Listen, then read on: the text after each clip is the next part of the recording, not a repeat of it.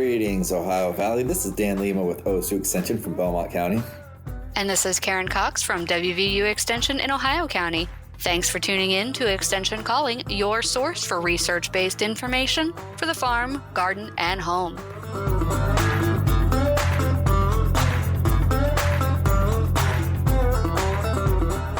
COVID-19 vaccines were given to tens of thousands of people in early clinical trials and to hundreds of millions of Americans since. Top health experts agree that COVID-19 vaccines are safe, effective, and trusted. All right, so fall is here, and we're looking at, most everyone's gotten their third cutting of hay if they were able to get one. And once we have our hay down, we're done, right? We just have to give it back to the animals and not worry about anything else, right? Right on, Karen. Good show. No, it's never that simple. Never ever that simple. Nothing is simple. Here's some good news about the year, though. You're right. We're wrapping up the production season for the most part, and hay seems to be a good crop this year. Mixed hay, alfalfa, whatever didn't get eaten up by the armyworm did actually fairly well this year. I think a lot of farmers were happy with their yields and their quality. I would agree. And even the fields that were devoured by armyworm, we're starting to see those come back. So that's a good thing. As long as you don't graze those areas and let them regrow, they should recover. Keep an eye on them, and come spring, maybe do a little bit of a frost seeding or something like that just to flush them out a little bit if you have some bare spots. Yeah. Now that we have all this hay, right, that we think is good quality, and if you have some experience, you could probably say with good certainty it's good quality, but you can never say for sure until you get it analyzed, right, Karen? Right. It's just like soil testing. Pretty much everyone has adopted the idea that you shouldn't apply fertilizer until you have a soil test so that you know if you're wasting your money. Well, it's the same with hay. And if you don't do a forage test, then you might be feeding really nice hay to a cow that doesn't really need that nice hay. And you might be giving really poor hay to a calf that really needs that nice hay.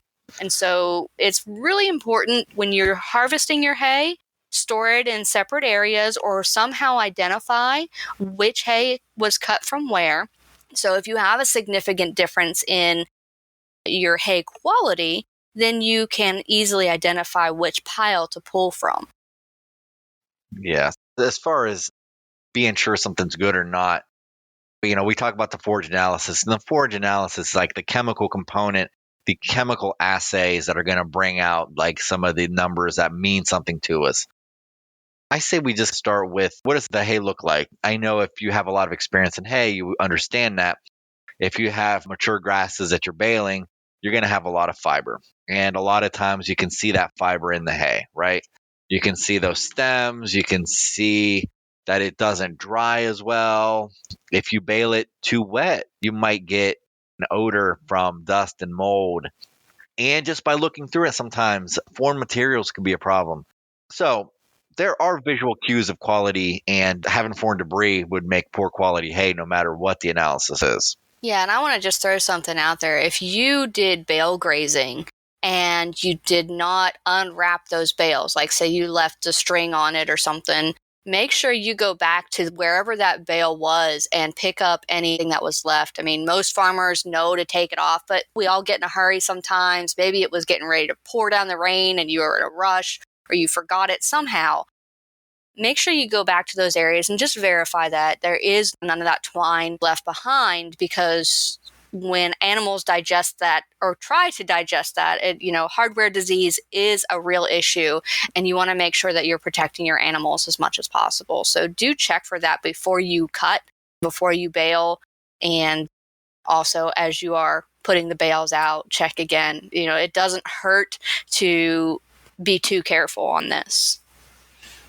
Yeah, and then there's always the infamous color of the hay, right? and it's talking to people that have different types of animals, not only livestock, but most people that have cattle don't seem to really put too much credibility on color. People that have horses do emphasize color quite a bit more It might tie into maturity. It might tie into some sun bleaching, but a lot of times they'll tie it back to palatability. I think you have a lot more palatability issues with horses than you do with cattle in this case.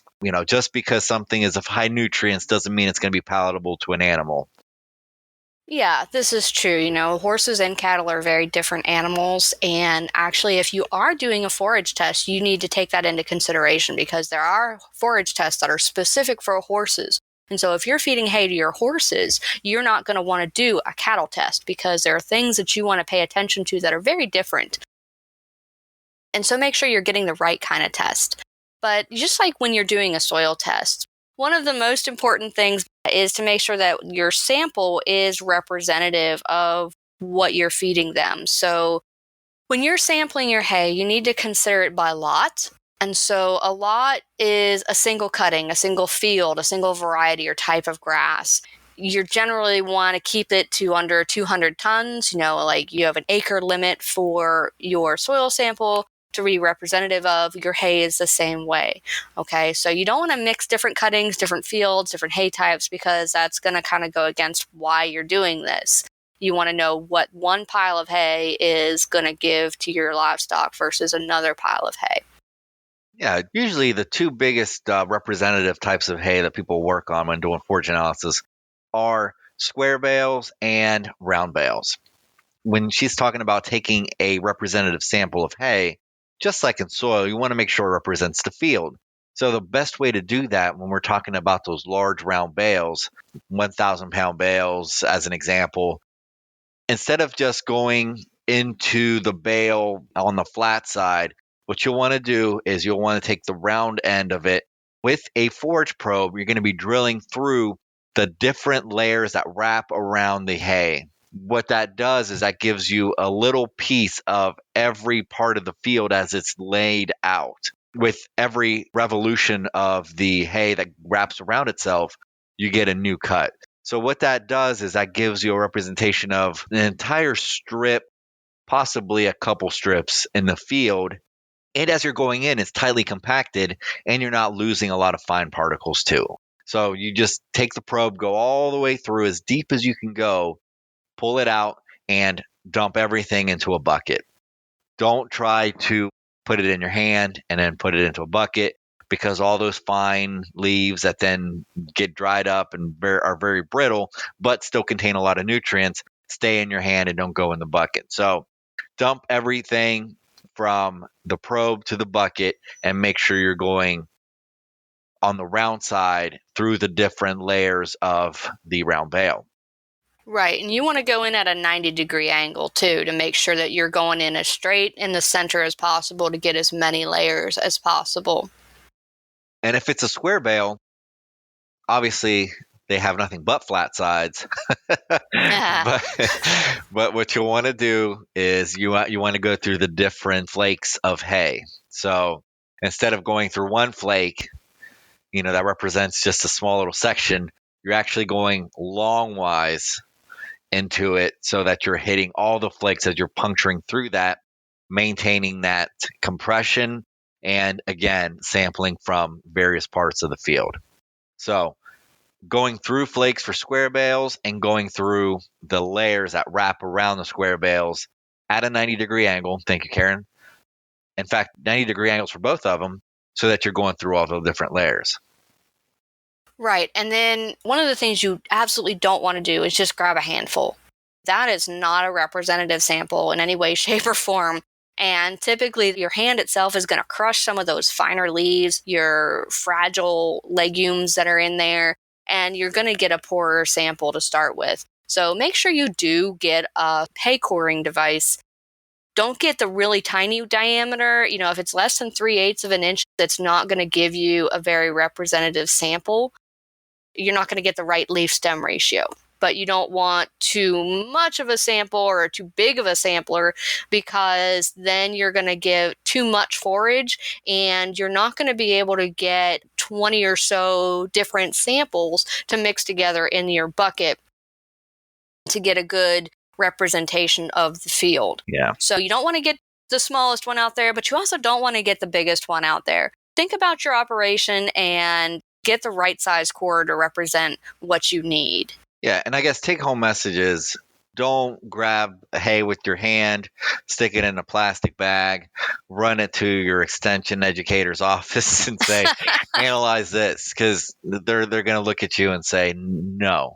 No. We don't It'll do the be testing here. it's completely meaningless. Yeah. Unless you're able to roll that that huge brown bale into their office, they're probably going to have to come to you, or you might have to borrow the probe from the extension office, sign it out, and do it yourself. Yeah, and we have one in our office too. So Most offices do. So, feel free to utilize that part of extension. That is actually very beneficial and can give you a lot of information about what you're feeding your animals, whether it's too much or too little. right. Let's talk a little bit about when you're taking your sample, you want to make sure it's a random sample. So you want to go to both ends of the stack. You want to try to get to as many as you can. Of course, you don't want to make things dangerous. You don't want to climb up onto the top of the stack inside the barn or anything like that. But try to get a variety of where the bale is stored. So, like walk 15 steps, take a sample, walk 5 steps, take a sample, walk 20 steps, take a sample. Don't just do the left side because it's closest to the opening. Try to get all the way around. It's going to be hard to get those ones in the back or the ones at the top. We understand that, but do your best to get a random sample. Yeah, a representative sample. And then also, you don't want to take these samples as you're putting the hay in the barn. You want to be taking these samples as close to the feeding time as possible, because from past shows, you've heard us talk about how the hay is going to dry down. You're going to lose different nutrient matters. It's going to heat up. Things are going to change. Yep. So you want to make sure that you are taking your sample as close to feeding time as is feasible for your operation. Yeah, there is that sweating stage just after you've cured the hay and you've baled it, where it still undergoes a little bit more drying, a little bit more chemistry. And that's a critical time when you're going to lose a little bit more dry matter. You're going to lose a little bit more protein before it settles. And once it settles, it's stable. Right. And if you're storing it outside, it's going to be a different time period than if you're storing it inside. So take into account your environmental conditions as well. If it's, exposed to the weather, it's getting rained on, you're going to have a lot more weathering that's going to occur on that hay than if it is inside, up off the ground, and it has no exposure to that excess moisture. Yeah, and speaking of moisture, one of the first things you're going to find is the dry matter percentage, which is going to be an indication of the moisture levels, because the dry matter is going to be what's dried minus the moisture.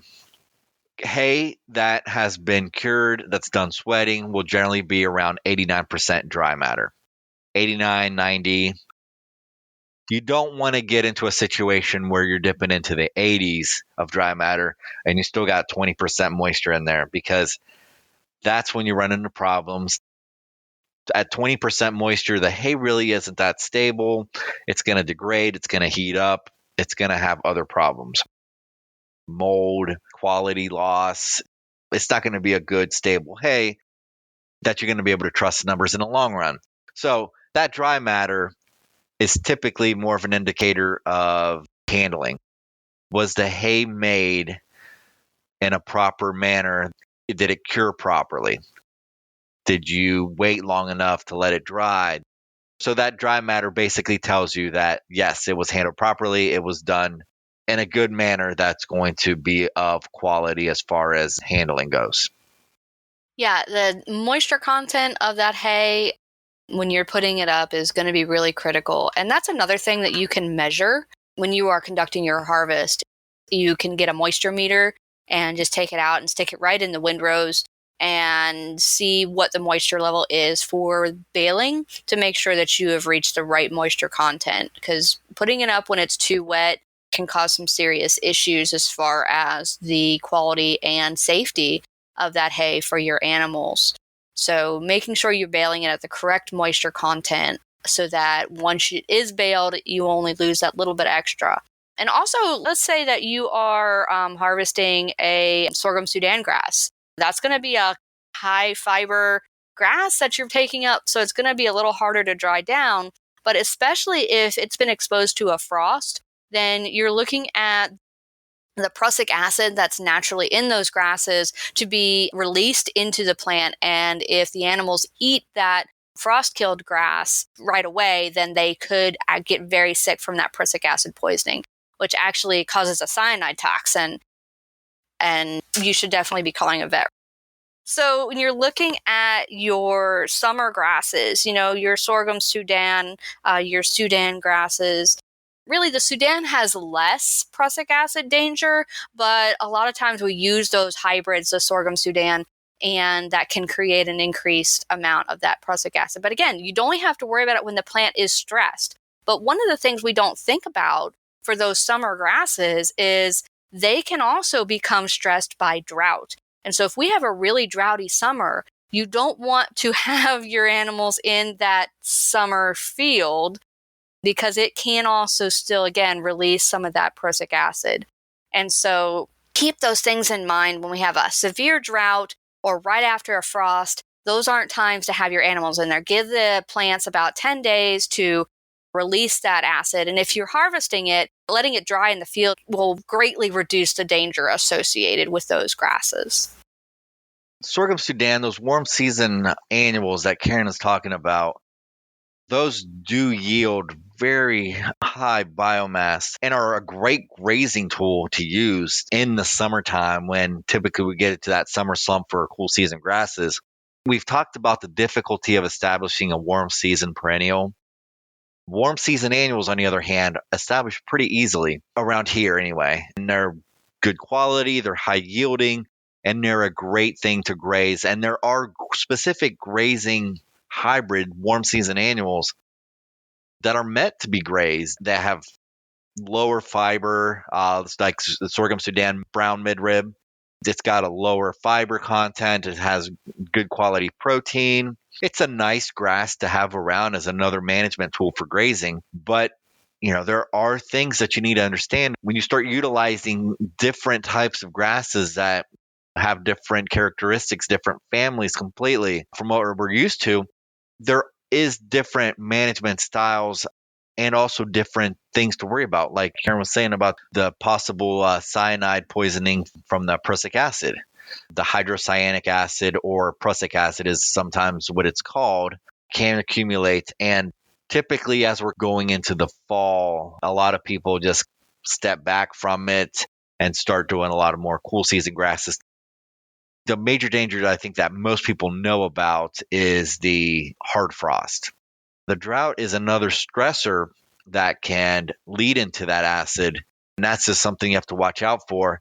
And unfortunately, in a drought situation is probably when most people are going to be wanting to graze that type of grass, because your cool season grass, that's when it's going into that slump. So be wary, be cautious, and make sure that you're approaching it in the proper way so that your animals aren't hurt by the high levels.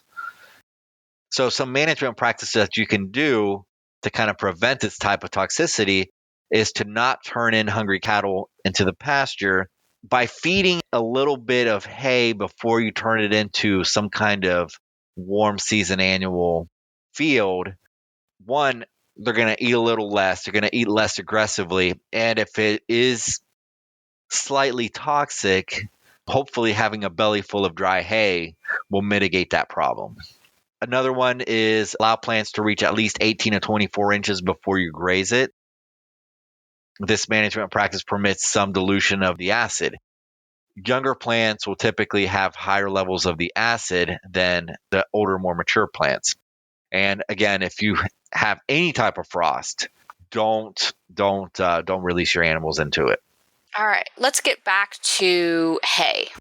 So we started off talking about hay, and we kind of got a little sidetracked by summer Sudan grass. But that's okay, because I think that was important information to share.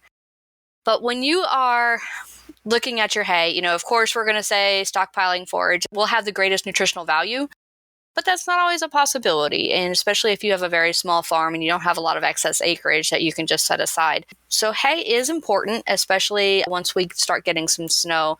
And if we do have a drought, putting that hay out for the dry period so that you're not overgrazing your pasture fields is important as well. So hay is important all year round, not just for winter, but winter is usually when we really start talking about it. Yeah, again, there are uses for that type of management. And one that we didn't really touch on is, let's say you've just seeded a bunch of legumes and you have a paddock that's a lot richer in legumes than most of the time that your cattle have seen. The worry there is possibly bloat.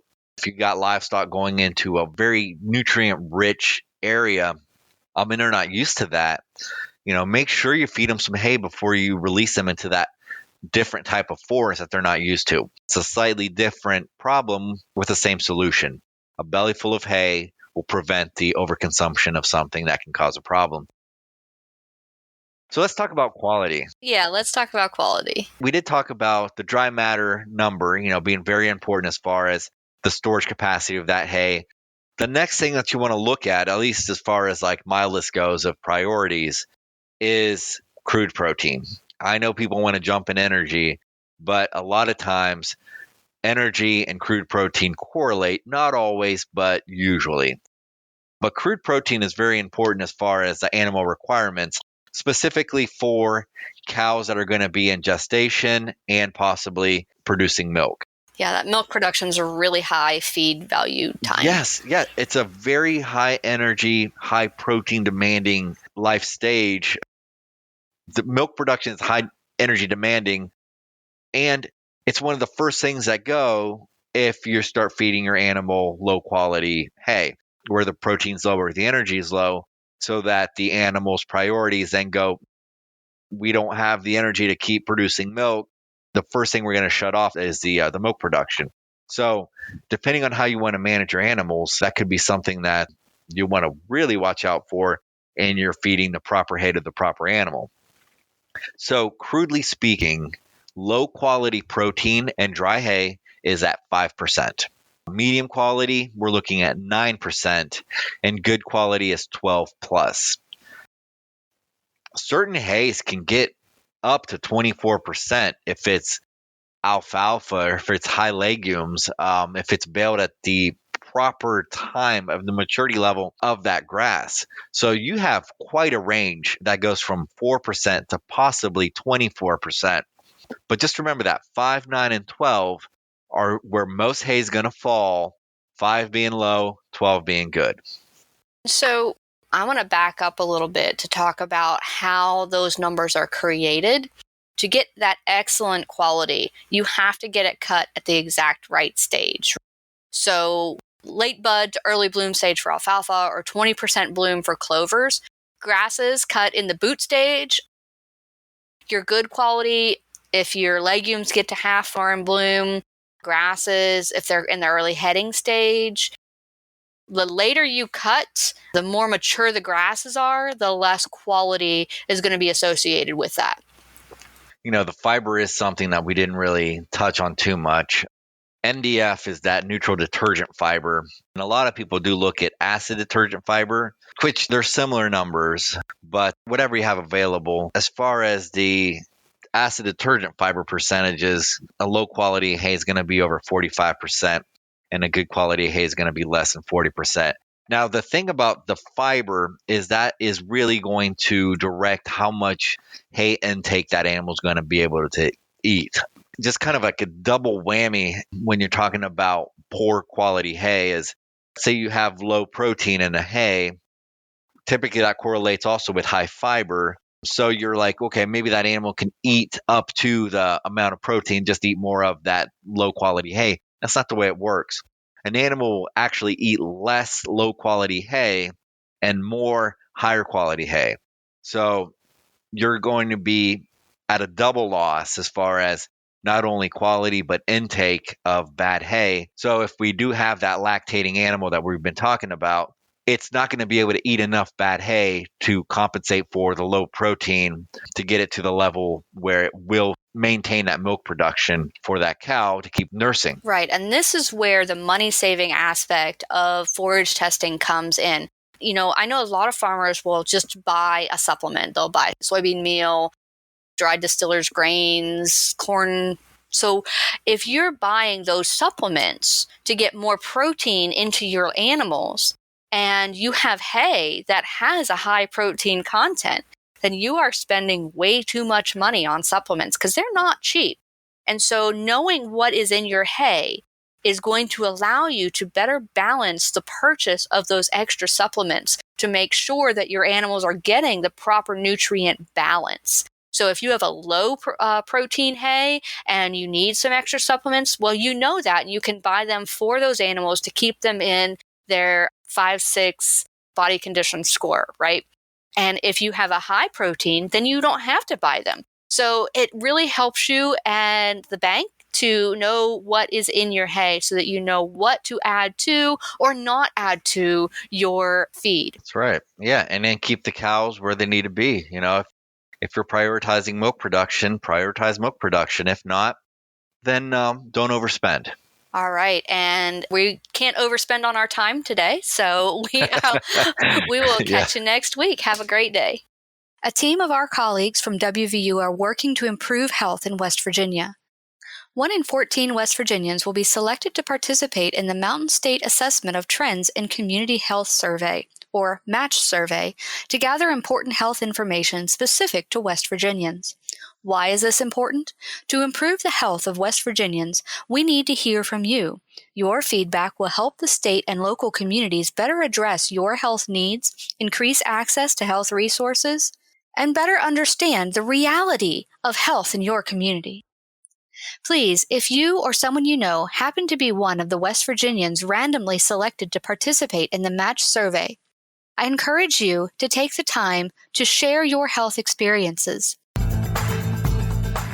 Thanks for listening to Extension Calling. This show is a collaboration between OSU Belmont County Extension Educator Dan Lima and WVU Ohio County Extension Agent Karen Cox. If you'd like a transcript of this show, contact us at the office. Also, let us know if you enjoy the show by ranking us on your podcast app.